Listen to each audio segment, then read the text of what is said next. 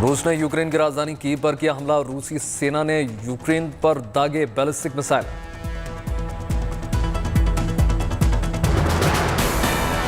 Kyiv, Kharkiv समेत कई शहरों पर रूसी सेना कर रही है हमले। रूसी गोलाबारी में 7 लोगों की मौत, यूक्रेन का दावा।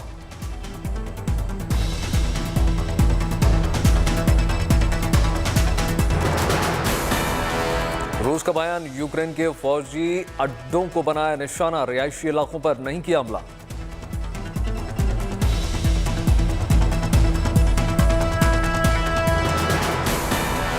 यूक्रेन की सरकार ने देश में लगाया मार्शल लॉ, कीव एयरपोर्ट को कराया जा रहा है खाली।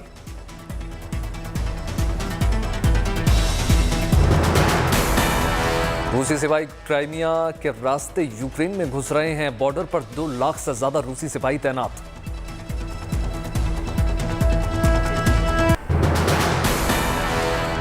यूक्रेन पर 3 तरफ से रूस का हमला, सैन्य ठिकानों को बनाया जा रहा है निशाना।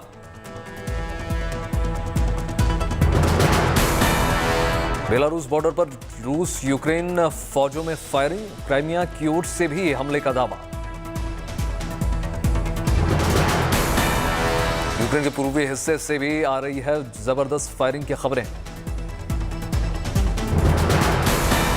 रूस का दावा, यूक्रेन के एयरबेस और एयर डिफेंस सिस्टम को किया तहस-नहस। यूक्रेन के दोनेत्स्क के 2 गांवों पर रूस का कब्जा। यूक्रेन की सेना ने रूस के 5 विमान और 1 हेलीकॉप्टर मार गिराने का दावा किया है।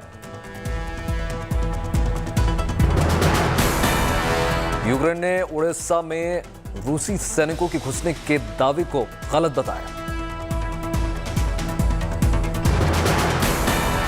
रूस की कार्रवाई पर बोले अमेरिका के राष्ट्रपति जो बाइडेन, युद्ध के लिए पुतिन होंगे जिम्मेदार। बाइडेन ने की यूक्रेन के राष्ट्रपति जेलेंस्की से बात, कहा रूस पर लगाएंगे कड़े प्रतिबंध। संयुक्त राष्ट्र महासचिव एंटोनियो गुटेरेस ने की पुतिन से अपील, कहा अपने सैनिकों को रोकें पुतिन।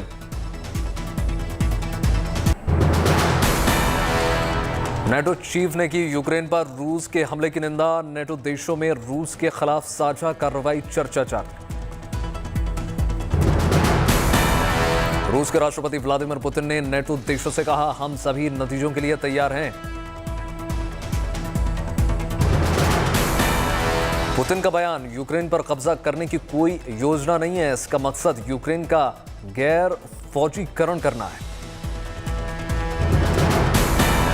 पुतिन ने कहा, यह हमारे लिए जीवन मरण का सवाल। यूक्रेन की सेना हथियार डाले और घर जाए।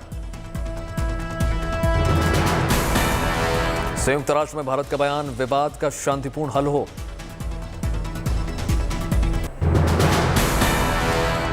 यूक्रेन ने बंद किया स्पेस फ्लाइट्स पर साइबर अटैक, शूटआउट का खतरा। यूक्रेन के कीव में नोटिस टू एयर मिशन के कारण दिल्ली वापस आ रहा एयर इंडिया का विमान। यूक्रेन संकट को लेकर भारत ने जारी की एडवाइजरी। यूक्रेन में रह रहे भारतीयों को घर में ही रहने की सलाह दी गई है। एडवाइजरी में कहा गया है कि यूक्रेन में हालात चिंताजनक है, जहां हैं वहां सुरक्षित रहें। सुबह एयर इंडिया की फ्लाइट यूक्रेन की राजधानी कीव से दिल्ली वापस लौट आई। फ्लाइट में सवार थे 182 भारतीय छात्र। शेयर बाजार पर भी साफ तौर पर दिख रहा असर। रूस यूक्रेन युद्ध का असर दिख रहा है। यूक्रेन पर हमले के बाद दुनिया भर के शेयर बाजार में दर्ज की गई है भारी गिरावट। पुतिन की यूक्रेन पर ऐलान जंग के बाद इन्वेस्टर्स में घबराहट, जबरदस्त बिकवाली के चलते क्रैश हुआ शेयर बाजार। रूस के यूक्रेन पर हमले के बाद भारतीय शेयर बाजार में भूचाल। सेंसेक्स 1400 अंक से ज्यादा गिरावट में खुला। निफ्टी में भी भारी गिरावट। एशियाई बाजारों ने गिरावट से ट्रेंडिंग शुरू की। सिंगापुर का स्टॉक एक्सचेंज 1.65% तो जापान का 1.12% के नुकसान पर खुला। ताइवान के स्टॉक एक्सचेंज पर 1.18% और दक्षिण कोरिया में 1.172% की गिरावट दर्ज की। यूक्रेन पर रूस के हमले का असर कच्चे तेल पर भी दिखाई दिया। अंतर्राष्ट्रीय बाजार में कच्चे तेल की कीमतों में भारी उछाल। कच्चे तेल की कीमत 2014 के बाद पहली बार $100 प्रति बैरल के पार। ब्रेंट क्रूड की कीमत $100.04 प्रति बैरल पहुंची। WTI $95.54 प्रति बैरल। भारतीय बाजार में सोने के भाव में भारी उछाल। 1274 रुपए महंगा हो गया गोल्ड। रूस यूक्रेन तनाव से ने सोना की ग्लोबल मार्केट में कीमत को भी 13 महीने के सबसे उच्चतम स्तर पर पहुंचा दिया। $1930 के पार चला गया सोना। प्रधानमंत्री नरेंद्र मोदी ने स्मार्ट कृषि पर एक वेबिनार को संबोधित किया। कृषि मंत्री नरेंद्र सिंह तोमर और कृषि मंत्री केंद्रीय मंत्री पीयूष गोयल समेत कई केंद्रीय मंत्री मौजूद रहे।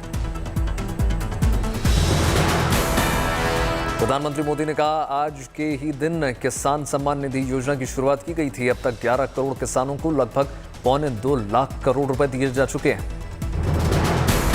सिर्फ एक क्लिक पर 10-12 करोड़ किसानों के बैंक खातों में सीधे पैसे ट्रांसफर होना, ये अपने आप में किसी भी भारतीय को, किसी भी हिंदुस्तानी को गर्व करने वाली बात है। मोदी ने कहा, केंद्र सरकार प्रोसेस फूड का दायरा बढ़े हैं, हमारी क्वालिटी अंतर्राष्ट्रीय स्तर की हो। पोस्ट हार्वेस्ट मैनेजमेंट पर बीते 7 सालों में काफी काम हुआ है। केंद्र सरकार का निरंतर प्रयास रहा है कि प्रोसेस फूड का दायरा बढ़े, हमारी क्वालिटी इंटरनेशनल स्टैंडर्ड की हो। 5वें चरण के प्रचार के लिए बीजेपी ने झोंकी अपनी पूरी ताकत। प्रधानमंत्री मोदी, शाह और योगी करेंगे आज उत्तर प्रदेश में प्रचार। मोदी की आज 2 बड़ी रैलियां अमेठी और प्रयागराज में बीजेपी के लिए मांगेंगे वोट्स।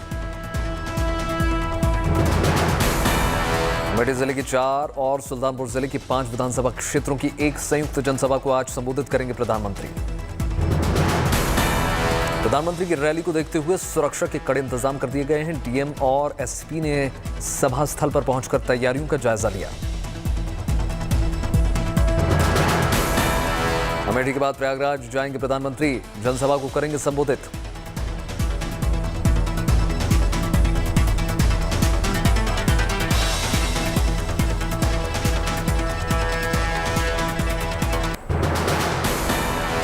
अमित शाह आज करेंगे बहराइच बस्ती में प्रचार। बीजेपी के उम्मीदवारों के लिए मांगेंगे वोट्स।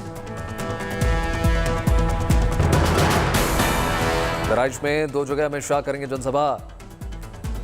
कसरगंज और बहराइच में जनसभा को करेंगे संबोधित।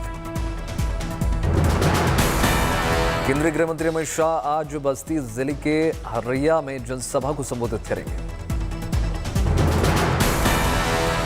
बस्ती में बसपा सुप्रीमो मायावती की भी रैली। बस्ती में छठे चरण में 3 मार्च को होना है मतदान। सभी पार्टियां लगा रही हैं जोर।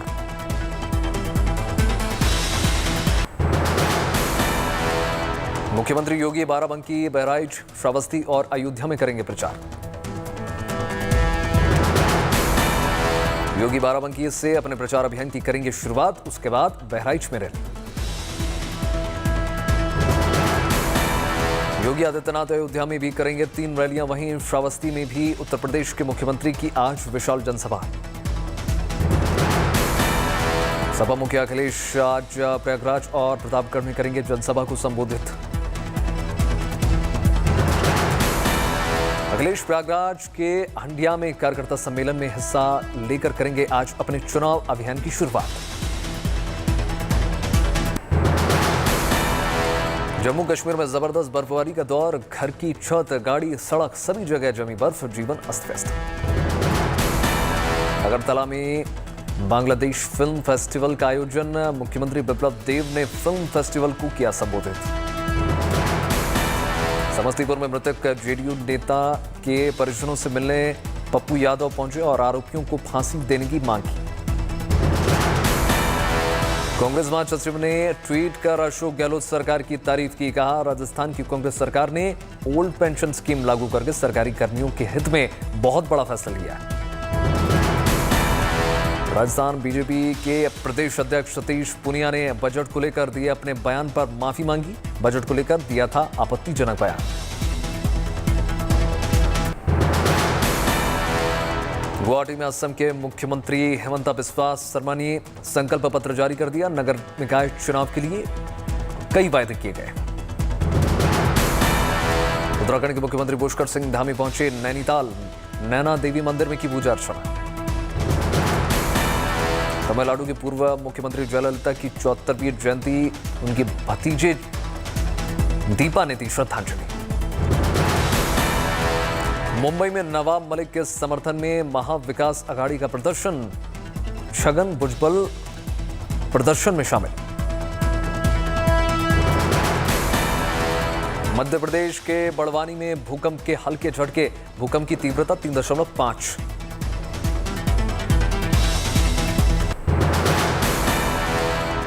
बिहार के मुख्यमंत्री नीतीश कुमार ने जमुई में चला समाज सुधार अभियान। जीविका दीदियों से किया संवाद।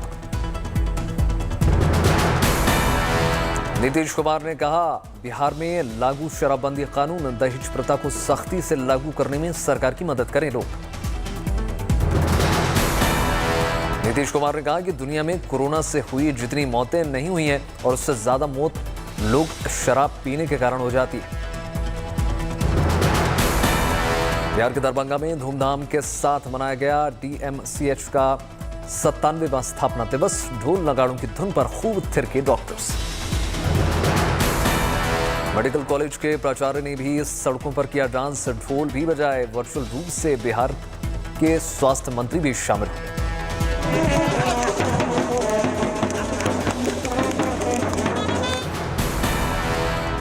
केरल के कोझिकोड में CNG पंप कम होने से मुश्किल में CNG गाड़ियों की ड्राइवर, ऑटो और टैक्सी ड्राइवर ने CNG पंप बढ़ाने की मांग की।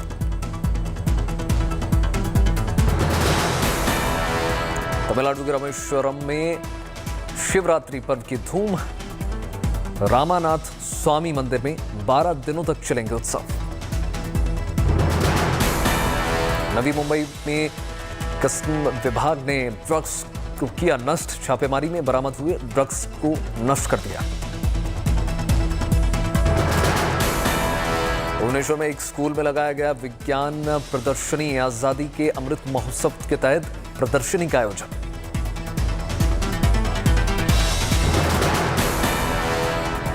असम के दक्षिणी सालमारा मनकाचर इलाके में फ्री मेडिकल कैंप का आयोजन। BSF ने किया आयोजन।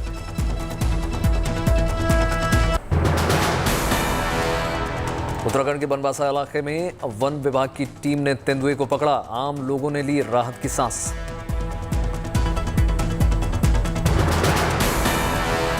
चमोली में SDRF और पुलिस की टीम ने गाय का रेस्क्यू किया। अलकनंदा नदी की धार में फंस गई थी गाय। JCB की मदद से बचाया।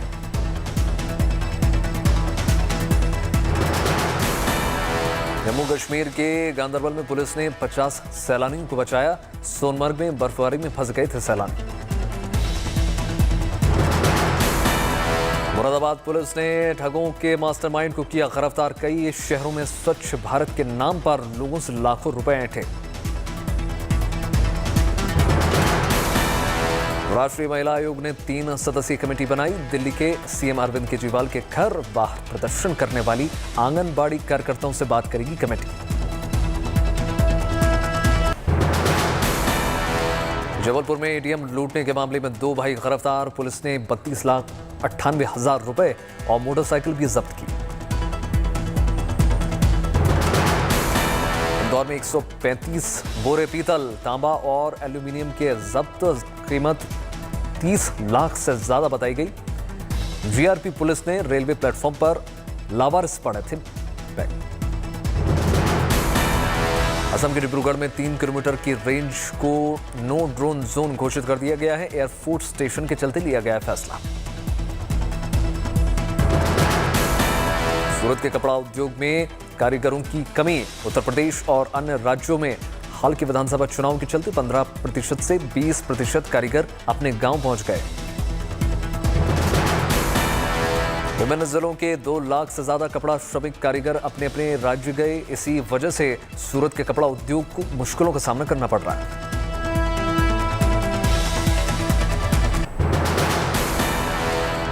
देश में 24 घंटे में कोरोना के 14,148 नए केसेस। देश में पॉजिटिविटी रेट 1.22%।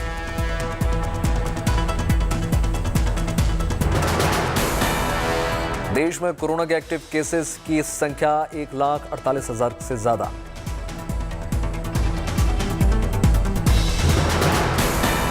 देश में पिछले 24 घंटे में 30,000 से ज्यादा लोग कोरोना से ठीक हुए। अब तक का कुल आंकड़ा 4,22,00,000 के पार।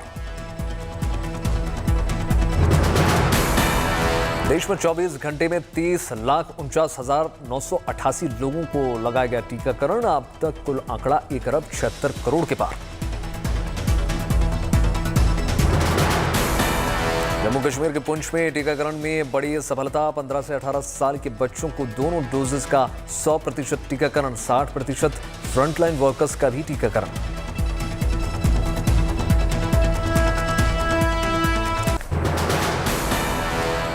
क्रिप्टो करेंसी पर 30% टैक्स के ऐलान के बावजूद भारतीयों की क्रिप्टो करेंसी निवेश में दिलचस्पी बढ़ी।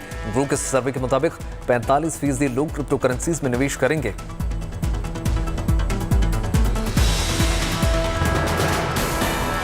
दो 2021 में औद्योगिक निवेश वैल्यू के लिहाज से 10 साल के उच्चतम स्तर पर पहुंचा। DPIIT के आंकड़ों के मुताबिक संख्या के हिसाब से ये अभी भी 4 साल के न्यूनतम स्तर पर मौजूद है।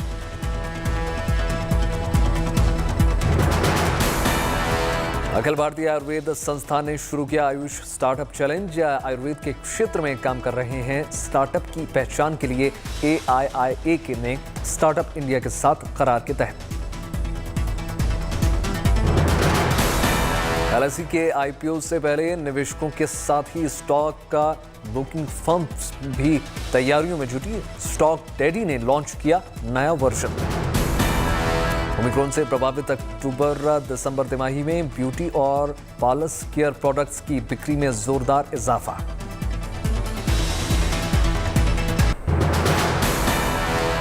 भारत और श्रीलंका के बीच आज से 3 मैचेस की T20 सीरीज की शुरुआत। लखनऊ में शाम 7 बजे होगा ब्रॉडकास्ट। चोटिल होने की वजह से T20 सीरीज से बाहर दीपक चहर और सूर्य कुमार यादव। लखनऊ में श्रीलंका के कप्तान शनाका की प्रेस कॉन्फ्रेंस। कहा, भारत से मुकाबले के लिए हम तैयार। लखनऊ में T20 से 24 घंटे पहले श्रीलंका को बड़ा झटका। स्टार प्लेयर हसरंगा सीरीज से बाहर। 26 और 27 फरवरी को धर्मशाला में दूसरा और तीसरा T20 मुकाबला। 4 मार्च से 2 टेस्ट मैचेस की शुरुआत।